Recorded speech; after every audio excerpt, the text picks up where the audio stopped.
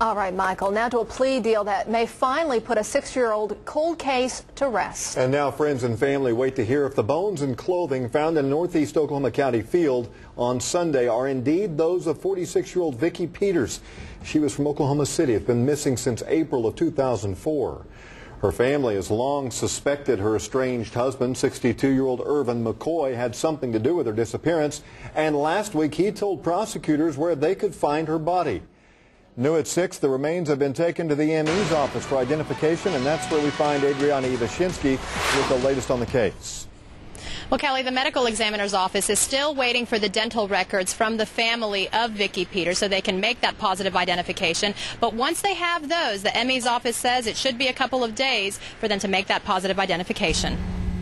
Investigators spent much of the weekend digging up what they could in this field near Anderson Lane and East Britton Road.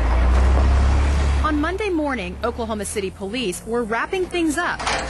Derek Hearn owns land right by the dig site. Yesterday, I spoke to the daughter of the mom, and it was kind of heartbreaking, and all my blessings go out to her and her family. Vicki Peters went missing in April of 2004. Friends, family, and complete strangers searched for her then in DeLisi Park near the apartments where she used to live, but of course turned up nothing. But I'm glad to see people are supporting us and willing to help find my mother. I'm very happy about that. Little did Bridget Hicks know then it would be 6 years later before she would get the answer she was looking for from the man she always suspected, 62-year-old Irvin McCoy, her mother's estranged husband. He was the last person to have contact with Vicki before she disappeared. McCoy is a convicted bank robber and is also suspected in 5 other killings. He is currently awaiting trial for the murder of a co-worker. But last week McCoy agreed to a plea deal with prosecutors. He'd reveal where Vicki's body was buried if prosecutors would offer a lighter sentence.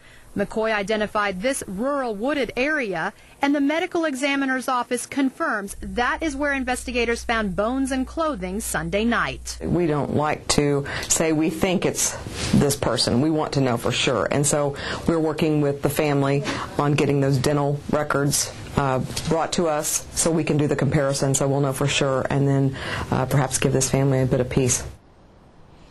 And that's all this family has ever wanted: some answers, some peace, and some closure, and of course to lay Vicki Peters to rest. Back to you. All right, Adriana, and the ME's office says they should have the positive ID within the week since Vicki Peters had extensive dental work, and that should be easy to identify.